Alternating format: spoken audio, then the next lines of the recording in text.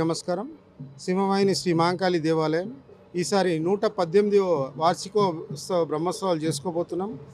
అయితే ఈ బోనాల ఉత్సవాలు ఎప్పుడు ప్రారంభమైనాయి అంటే 1905లో ఎప్పుడైతే మూసీ నదికి చాలా భారీ ఎత్తున వరదలు ప్రవాహంతో ఈ నగరాన్ని ముంచెత్తే పరిస్థితి వచ్చింది.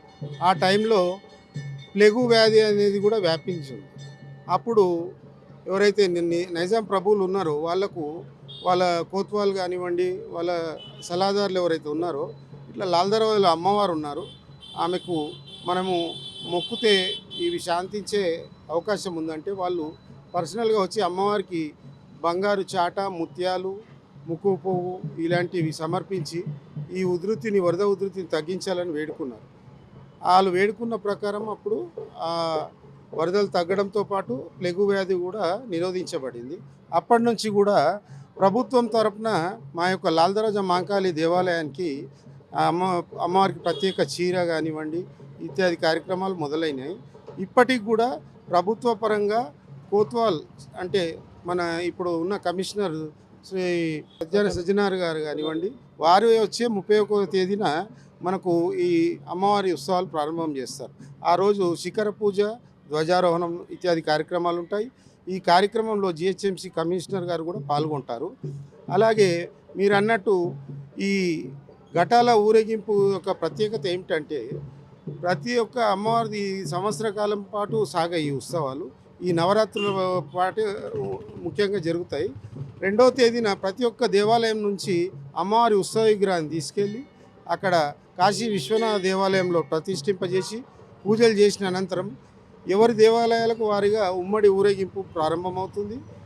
ఆ యొక్క అమ్మవారి ఉత్సవ విగ్రహాన్ని తెచ్చి దేవాలయంలో ప్రతిష్ఠించి 9 రోజుల పాటు అమ్మవారికి బ్రహ్మాండమైన పూజలు, కుంకుమార్చన కానివ్వండి, బిల్వార్చన కానివ్వండి, లక్షాక్షితార్చన కానివ్వండి, చండీ హోమము, శాంతి కళ్యాణం ఇత్యాది కార్యక్రమాలు ప్రతిరోజు అమ్మవారికి జరుగుతాయి. సో ఆ 9 రోజుల పాటు ఈ పాత బస్తీ మొత్తం పండుగ వాతావరణం నెలకొంటుంది. అలాగే బోనాలు అంటే ఒక ప్రాంతానికి సంబంధించింది కాదు, ఇది మన తెలంగాణ సంస్కృతి సాంప్రదాయాలను ప్రతిబింబించే పండుగ కనుకనే 2014లో అప్పటి ముఖ్యమంత్రి శ్రీ కేసీఆర్ గారు ఈ పండుగను రాష్ట్ర పండుగగా గుర్తించి, అలాగే మా దగ్గర సోమవారం జరిగే ఘటాల ఏదైతే ఉమ్మడి ఊరేగింపు ఉంటుందో ఆ రోజు హాలిడేగా ప్రకటించడం జరుగుతుంది. దీనికి లక్షలాది జనము వచ్చే అవకాశం ఉంటుంది. చివరి సంవత్సరం 8 నుంచి 9 లక్షల మంది మా దేవాలయాన్ని సందర్శించి ఉన్నారు. దీనికి సంబంధించి మేము ఈ సంవత్సరం కూడా ఎవ్వరికి కూడా ఎలాంటి ఇబ్బందులు కలగకుండా అన్ని రకాల ఏర్పాట్లు చేయడం జరుగుతుంది. R&B తోటి కలిసిమెలిసి బ్యారికేడింగ్ వ్యవస్థ కానివ్వండి, మహిళలకు ప్రత్యేక బోనాలు సమర్పించే వాళ్ళకు స్పెషల్ క్యూ లైన్ కానివ్వండి,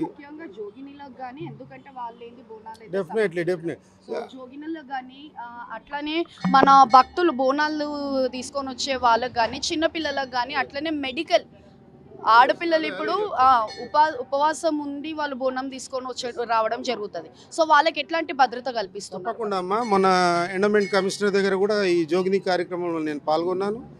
వాళ్లకు ప్రత్యేక దర్శనం కల్పించే ఏర్పాటు చేస్తున్నాం. వాళ్ళు ఎవరున్నా వాళ్ళ వివరాలు తీసుకొని వాళ్ళకు ప్రత్యేకంగా ఒక పాస్ వ్యవస్థ కల్పించి వాళ్ళని ఇమ్మీడియట్లీ దర్శనం కలిగించేటట్టు, అలాగే వాళ్ళ వెంబడి డోలు కళాకారులు కూడా ఉండే విధంగా నేను చర్యలు తీసుకుంటున్నాను. అలా వాళ్ళకు ఇంతకుముందు జరిగినట్టు వేరే దేవాలయాలు జరిగినట్టు ఎలాంటి ఇబ్బందులు కలగకుండా వాళ్ళకి సత్వరమే దర్శనం కలిగించే ఏర్పాటు చేస్తున్నాను. అలాగే మీరు చెప్పినట్టు మహిళలు కానివ్వండి, మన ఇంటి ఆడపడుచులు అందరూ కూడా అమ్మవారి మీద భక్తి శ్రద్ధలతో ఉపవాసం ఉంటూ వాళ్ళు తొందరగా దర్శనం చేసుకోవాలని కోరుకుంటారు. వారి గురించి ప్రత్యేకంగా క్యూ లైన్ ఏర్పాటు చేయడం జరుగుతుంది. అలాగే మహిళలు కానివ్వండి, వృద్ధులు, చిన్నపిల్లలు వాళ్ళకు కూడా ఎలాంటి ఇబ్బందులు కలగకుండా అమ్మవారి దర్శనం కలిగించేటట్టు చూస్తున్నాం. అలాగే మీడియా వారికి ప్రత్యేకమైన పాసులు ఏర్పాటు చేస్తున్నాం. పోలీసు వారు స్టాంప్ వేసిస్తారు. వాళ్ళకి ఇక్కడ ఒక సెట్టింగ్ ఉంటుంది, స్టేజ్ ఏర్పాటు ఉంటుంది. వాళ్ళకు కూడా ఎలాంటి ఇబ్బందులు కలగకుండా భోజన వసతి కానివ్వండి, నీటి సౌకర్యం కానివ్వండి అన్నీ ఏర్పాట్లు చేస్తున్నాము. అలాగే ఇంత లక్షలాది మంది పాల్గొనే ఈ యొక్క కార్యక్రమంలో ఎవరికైనా అనారోగ్యం కలిగితే ఇమ్మీడియట్లీ మెడికల్ సదుపాయం కలిగించే ఏర్పాట్లు కూడా మేము తీసుకుంటున్నాం. అట్లనే ఇప్పుడు ఒక 5-6 ఇయర్స్ ఒక 5-6 ఏండ్ల కింది నుంచి మనకు నక్షత్ర ఆరతి అనేది చేస్తున్నారు ఇక్కడ. అంటే ఇంటింటి నుంచి ఆడబిడ్డలు వాళ్ళు ఆరతి తీసుకొచ్చి అమ్మవారికి ఇయ్యడం.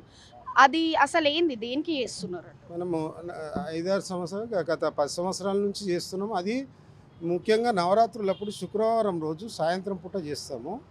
ఆ యొక్క కార్యక్రమం ఏమిందంటే మహిళలందరూ దీపావళిని తీసుకువచ్చి అమ్మవారికి చూపించి వాళ్ళ ఇంటికి తీసుకెళ్తే మంచి కలుగుతుందనే భావన వాళ్ళలో ఏర్పడింది. అలాగే భక్తుల డిమాండ్ల ప్రకారమే మేము అది కొనసాగిస్తున్నాము. కనీసము ఒక 2000 మంది మహిళలు ఈ కార్యక్రమంలో పాల్గొంటారు. బ్రహ్మాండమైన కార్యక్రమము.